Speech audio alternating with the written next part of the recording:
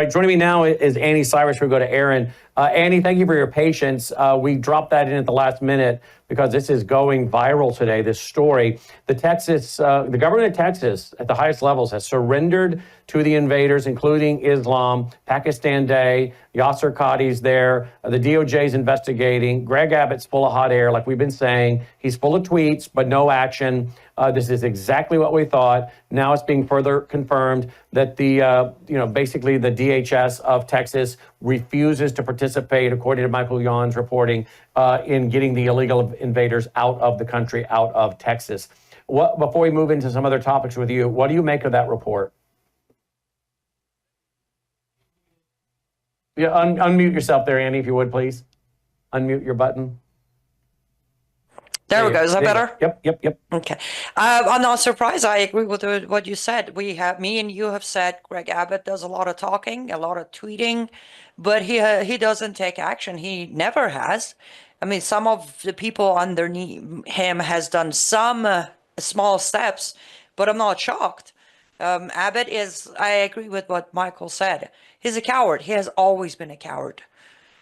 He's going to do a lot of talking. Am I surprised that even his investigation? Remember when they said, "Oh, Abbott's going to have, Ken Paxton investigate Epic City," all of that. We knew it's going to be just talks, nothing else. He's getting a lot of interviews. Give him that credit. He was recently on Fox News again talking about Epic City and how they're going to stop it and how it's all criminal. But then when it comes to real action, most of them don't. Not just Greg Abbott. We sent Dave Gobbets. You heard me say we sent Dave Gobbets in undercover to go down there and investigate, to find out what's going on, what do they teach, what's their worldview, like we don't know, what's their ideology, what books are being sold, what are they teaching. He has a full report. He'll bring that to us tonight on Brannon Howse Live. His full report, recordings, we have all kinds of stuff. His full report tonight on Brannon Howse Live at worldviewtube.com. But this helps us understand why Texas is absolutely capitulating to Islam. And then I hate to say it, next on the list is Tennessee. Yes, I believe, if I recall correctly, Yasser Qadi himself already said that they're going to build Epic City 2.0 in Tennessee. He has already named the next state. They haven't said where in Tennessee. My best guess is somewhere in Nashville, Tennessee, because Nashville is the most conquered in Tennessee as far as Islamization goes. Yeah. But that's just a guess. But he has said it, that 2.0, Epic City 2.0 is going to be in Tennessee. Wow. Well, and by the way, folks, our national conference is coming up October 3rd and 4th.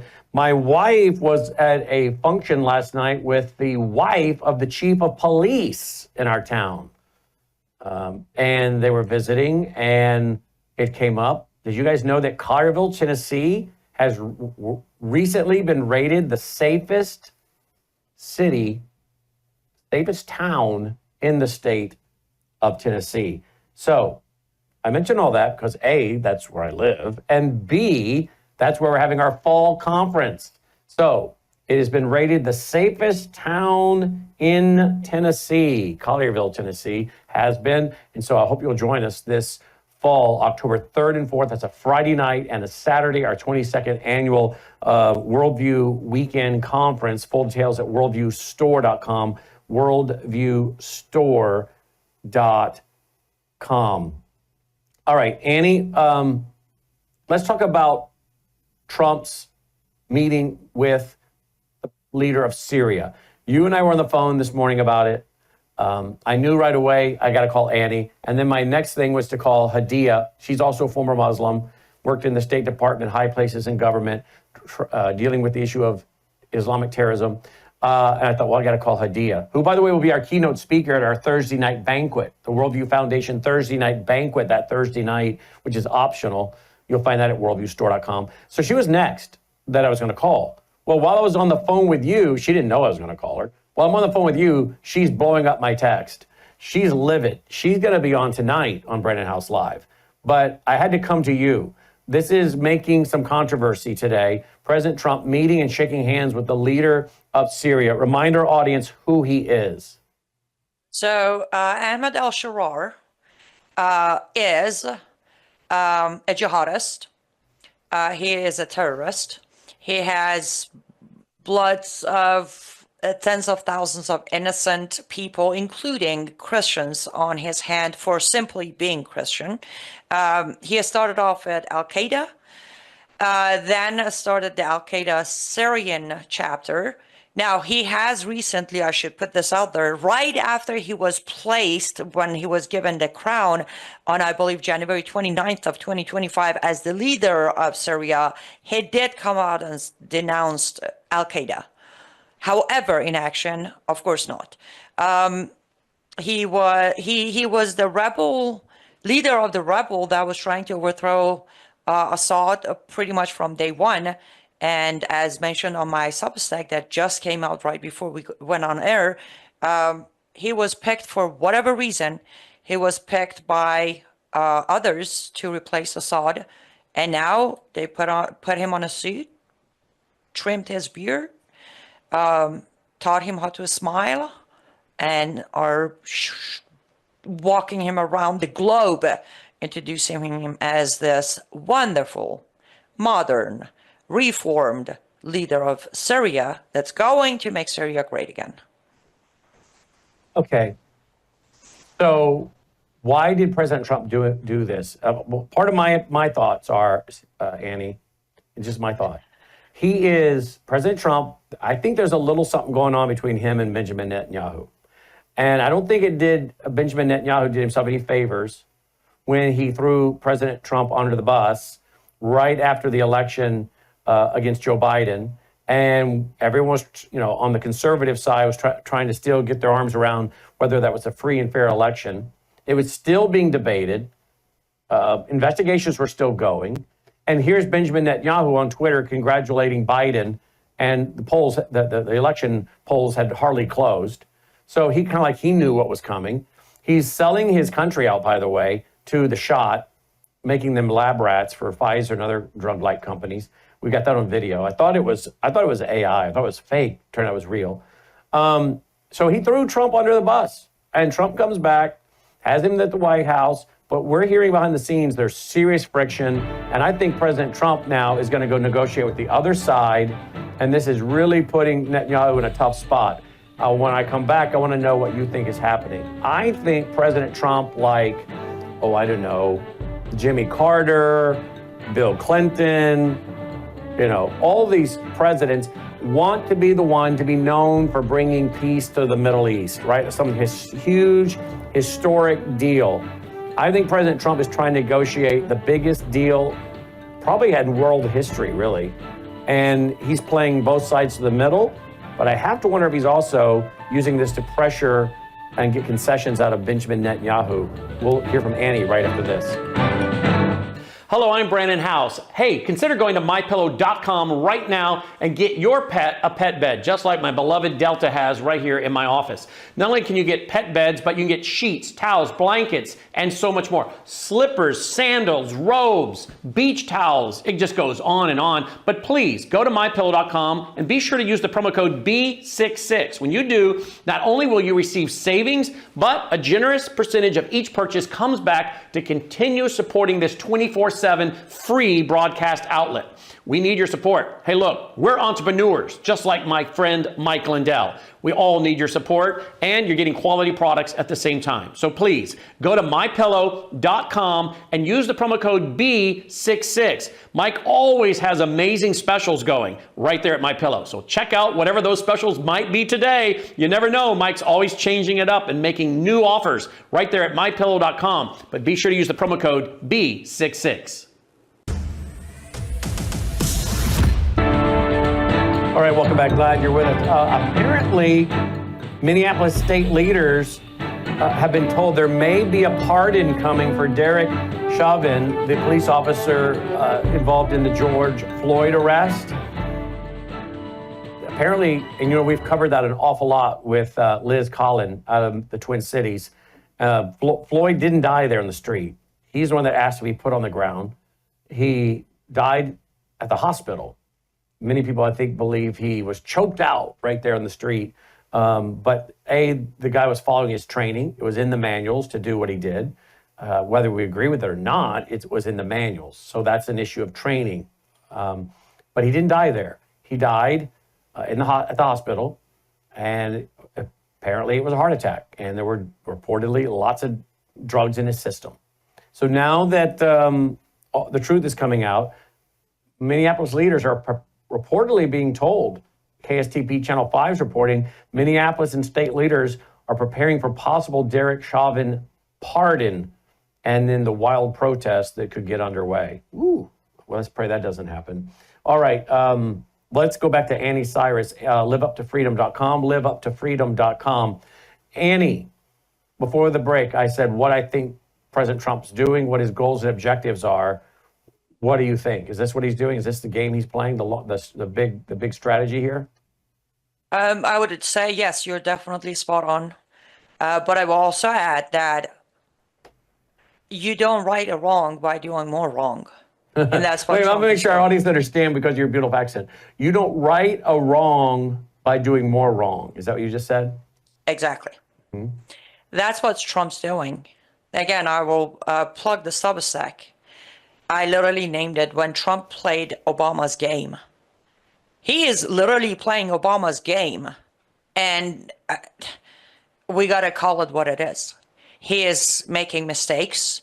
If this is on a personal issue of Netanyahu, and you know, we both have criticized Netanyahu plenty, so neither one of us are sitting here blindly saying, oh, we got to support Bibi. No, we don't.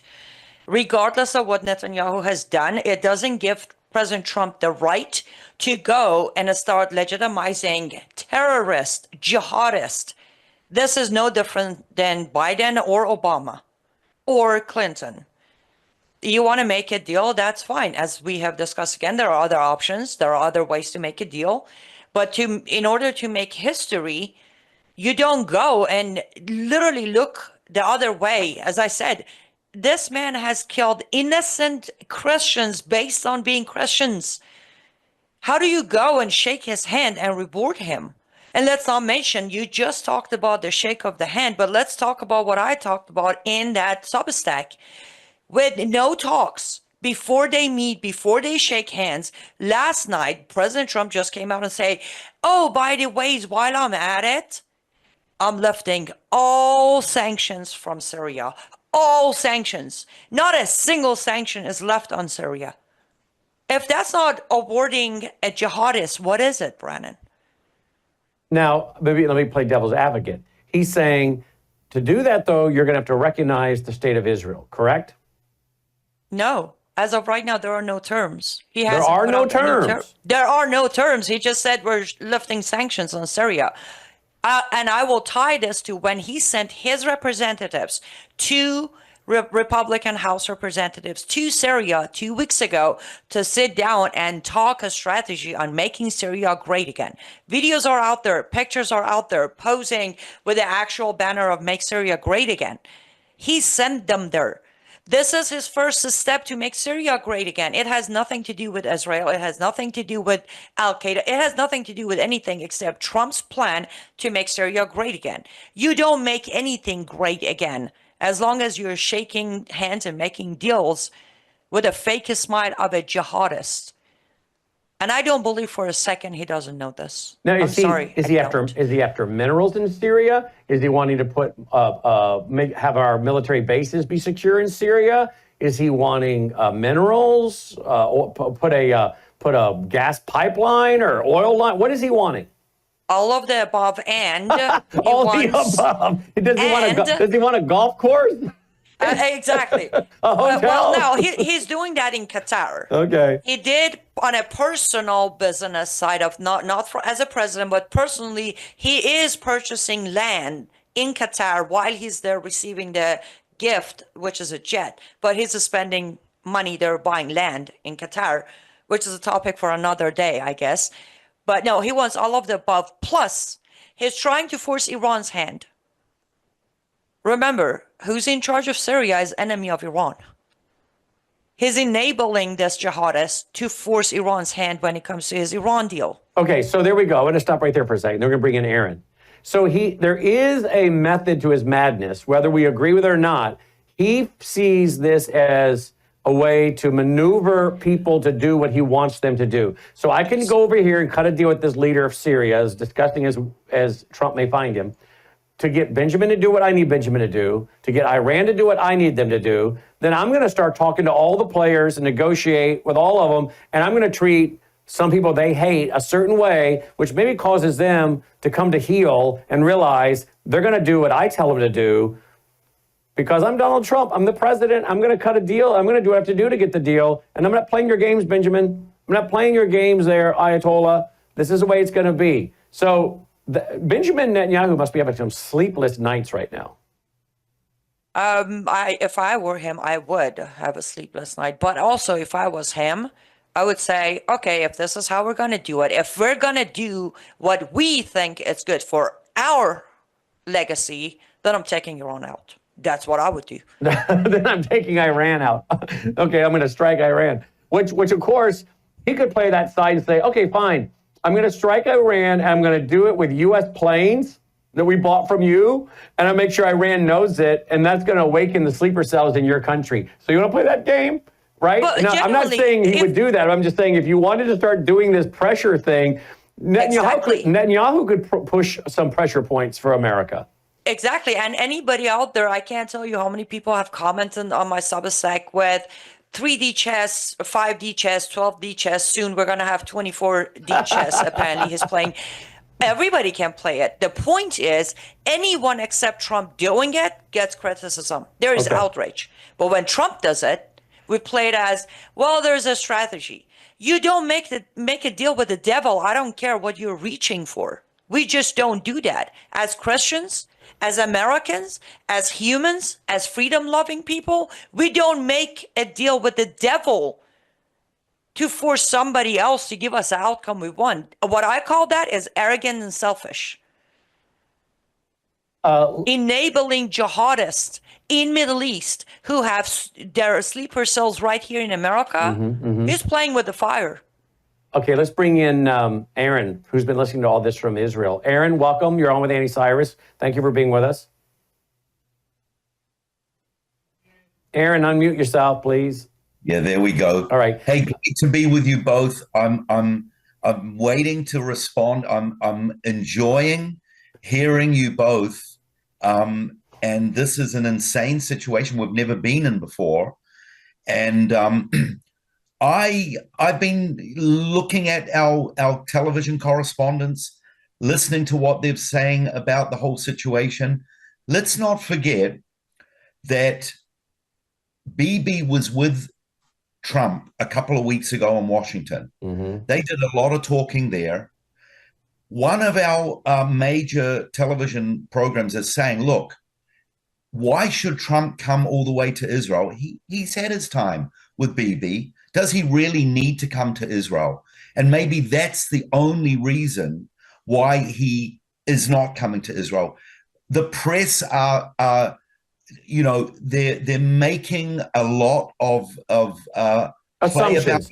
They're making a lot of assumptions. I get that. But Benjamin Netanyahu also walked out of the West Wing holding Trump's book that he was given, The Art of the Deal. So I don't know if that was a little bit of a schooling him or what. I don't know. But I want to get to what are your people in Israel saying about President Trump meeting with the leader of Syria? What are they saying about that? Yeah, everyone is very, very cautious, of course. But let's not forget, in 1977, Menachem Begin made a deal with Anwar Sadat. Anwar Sadat also had a lot of blood on his hands. Now, Anwar Sadat had a very different disposition. He was very friendly. He initiated part of it as well. He said enough bloodshed, and he shook hands with Jimmy Carter, with Menachem Begin. We've had peace ever since. Donald Trump said recently, he said, there are going to be some strong, courageous, tough decisions. Now, maybe that's all that he's doing.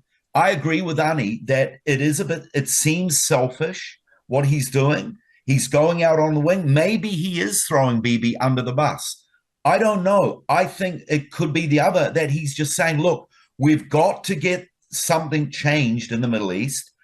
I'm going to be strong. I'm going to take the lead. I'm going to do all that I can. And yes, if it means forcing these people like Syria into making a deal, let's see will go in with one eye open with hope, but also one eye of caution, knowing very well that a month ago he had a $10 million bounty on his head. Donald Trump is not stupid, but on the other hand, he's not 100% foolproof either. He may be deceived. He may end up getting deceived. We don't know, because that's the thing with Muslim leaders. They can lie. They can break an agreement. They can deceive. So our nation, Brannon and Anni, we're waiting to see how this is going to unfold. No one knows. No one knows what is truly going on. Some people are even saying that maybe what Trump is doing, he's trying to get all the Sunni nations to somehow get together against the Shia nations, meaning that there's some plan to isolate even more the Iranians. On the other hand, just today, Trump was saying it looks positive that maybe we are going to get a breakthrough with the Iranians. So there's two sides he's talking about. But again, I wish I had the answers, and it just seems that we're in the waiting zone. So you don't seem as upset about this as Anni. I'm sorry, Brannon. Can I just jump in? It's great to see you again, Aaron. Let me ask you a question. And I say this with all due respect. What is the threshold for all people involved, Jewish people of Israel, Iranians who are being killed every day, Syrians, Christian, what is the threshold of we're done waiting? How long more? Like 200 years? 250 years? I guess that's where I'm at. Why do we constantly wait for an American leader to make everything happen?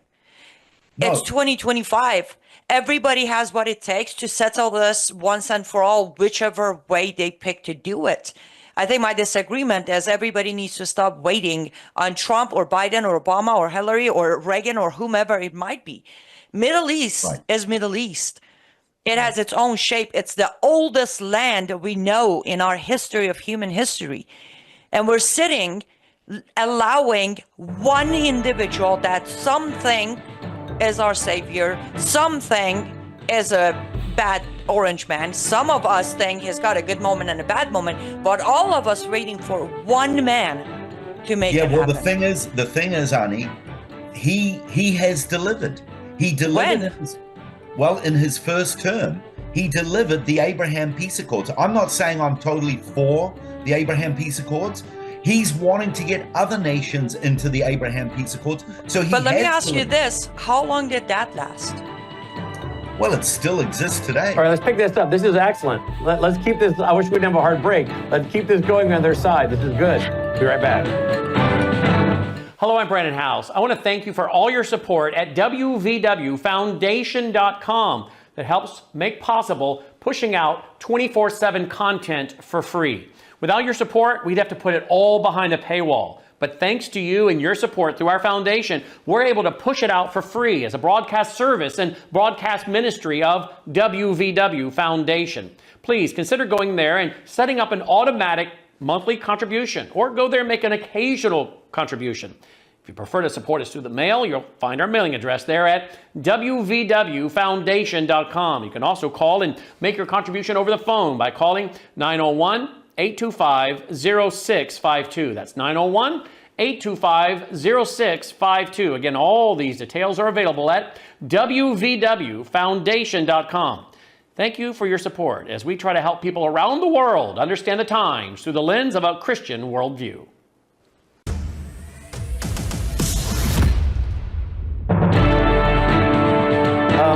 Let's go right back to it. I wasn't expecting this. I was thinking that Aaron was going to be right in the same vein as Anni, so I'm a little shocked by this, because I would think that you guys in Israel would be a little nervous about this, but it is what it is. I mean, everybody's entitled to their opinion.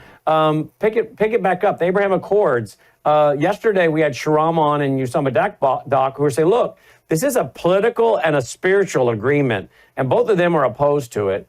But pick it up. Go ahead. I mean, Aaron, respond to the last question from Anni. I'm sorry, can you just repeat that last question? Annie Well, was- I was, you said he has delivered, and my question was when, but let me be more specific on my question. I'm not talking about his first term. I'm talking about this time. Since inauguration until today, how many bad deals has he just made with Hamas and Houthis? Yeah. No, listen, no doubt that there is massive risk. And let me tell you, we are watching it with eyes wide open. We've got a very, very vulnerable border on the north with Syria, with Lebanon. We ain't going to let even Donald Trump make a decision that's going to put us in jeopardy. I personally don't believe that Trump has thrown us under the bus. I believe that he still has our best interest at heart. He's done nothing. He keeps affirming Israel. He even said today, because he was questioned about his involvement in the Middle East over these last few days, he said, everything I've done is actually for Israel's good. So do you think the issue here is, Benjamin? Do you think the issue is that the prime minister is not coming to the table with President Trump to work out a good deal and move things along in your country and bring peace? No, I think it's what I started off saying, Brannon. Because Donald Trump is not coming to Israel, the press and the media, they're making it bigger than it is. I don't think there's a real rift that people are saying between Bibi and Trump. I think it probably could just be Trump spent time a couple of weeks ago in Washington with Bibi. He doesn't really need to come to Israel. He is going out. He said, there needs to be courage. There needs to be boldness in moving ahead. And so in answer to Anni, I actually think Trump is doing stuff. Now, we don't know the outcome of what he's doing. And listen, I share with you major concerns about this terrorist, Jolani, who he's making a deal with. Just because he's wearing a suit doesn't mean that he still doesn't have blood on his hands. But Donald Trump says, and I quote him, he said something today like, just because someone's bad doesn't mean he has to always stay that way, or something like that, he said. So he's giving it a chance. But like I said before, I don't think Donald Trump is stupid. He knows very well the history of Jolani. Well, let's speak of that history. History, that's the key word. President Trump is trying to negotiate the biggest deal in world history. And I'm not faulting him. I'm not saying he shouldn't. I mean, really, from a Bible prophecy standpoint, I'd like to see some deal get on the table that somebody can come in and confirm. I don't want it to be Donald Trump that confirms it. I want it to be somebody else, and I think it will be. So from a Bible prophecy standpoint, I'm like, let's move the game. So I'm good with this. But I think that's what's going on here, Annie. President Trump is going to try to go down in history with doing the biggest deal no one has ever been able to do. This is what he's doing. He's making his place in history. At what cost? Yeah, at well, what cost? Anni, that's exactly what I was going to address. Even though I agree with Brannon, even though that's what I'm sensing, he's going to make a big deal. And that's what I said before, the problem is with these radical Muslims, they can break agreements, they can break covenants. And I believe, even though it may come across as a good deal to begin with, in the end, we're going to pay for it. We will pay for it. Thank you. And this is Annie's point. And this is Annie's point, by the way. Why? I want to make sure our audience understands the context. Annie being from Iran, Persian, okay? She's watched her country go from being a free country to under the slavery and tyranny and terrorism of Islam. And she is sick and tired of waiting. The Persian people are sick and tired of waiting and being told, just wait, the right leader will come along. And what she wants, I think, to see, Annie, you want to see is President Trump using his power, the intelligence community, and help the people of of Iran rise up, put down maybe the power grid, paralyze the military, and let the people run over top of them and take your country back, right?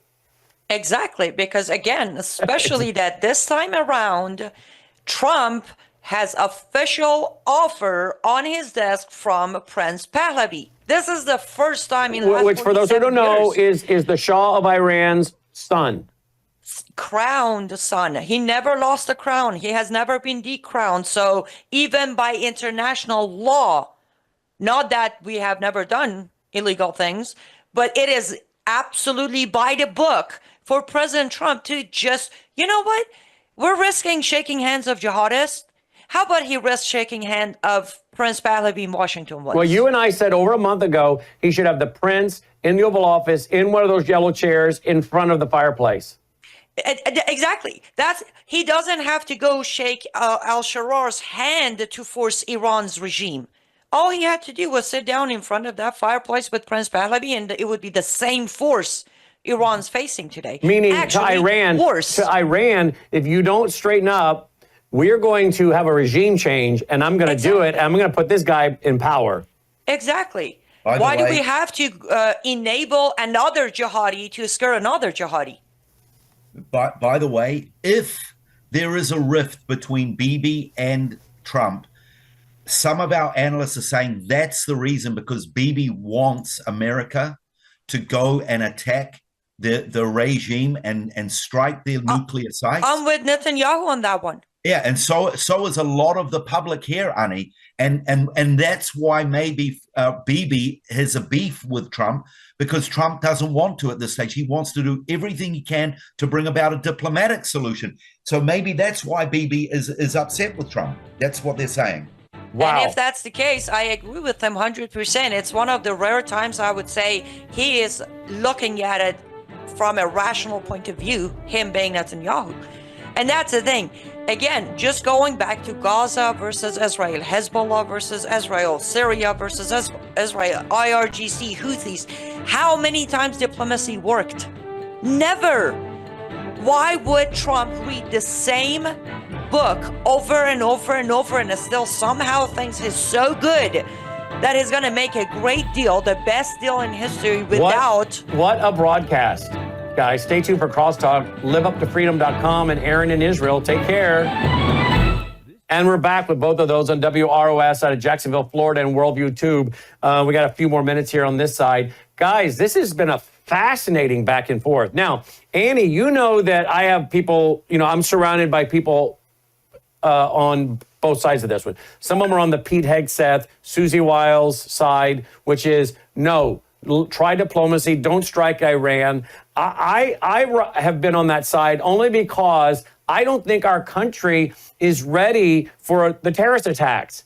If we have no choice but to go after Iran, then I think that needs to be an Oval Office address that says we're going to do this, and you guys, you need to calmly go out and get about 6 months worth of food and water and be ready for terror cells. You need to be careful about going to big events with big crowds. You need to be careful about the power grid going down. And we need to be a nation like we did with World War II. We need to be stocked up and ready, because otherwise we're going to have pandemonium if we start having terror cells, an attack on the infrastructure, and the grid going down. And I think our country is full of a bunch of weak people, by and large, that couldn't hardly go 2 weeks without power, because very few people think about making preparations. I think if he's going to do this, he's got to bring the American people up to speed, or we're going to have a massive problem with civil unrest if we have terror cells take down critical infrastructure for more than a few days. What say you? Or for once, we could reverse the formula, and United States of America could get some advice from Israeli government and military, because they've been dealing with daily 3 to 5 times a day terrorist attack in their country. So maybe for once we should listen to them instead of expecting them to listen to us constantly. Second thing, if United States of America had what it took to arrest over 200 people after January 6th, finding them and their addresses and their mothers and their cousins, we have what it takes to at least pick up half of these sleeper cells. Well, you're right about that. You're right about that. Sorry, my gloves are completely off today. No, that's I'm not fine. backing down anymore. No, I don't. This is perfect. This is what we want. We want the truth. But Annie, we got weak, compromised, yellow-bellied cowards like the governor of Texas. Sorry, Yes. governor of Texas. So you really think they're going to go round up the terror cells? I mean, I think, in my opinion, they're letting the jihadis build their facilities in Texas in open daylight. And that's when federal government takes over. Kash Patel will put together a this is team. where we have to suspend habeas corpus. This is where we have to implement the Insurrection Act, and Trump has to become Abraham Lincoln, right? Exactly.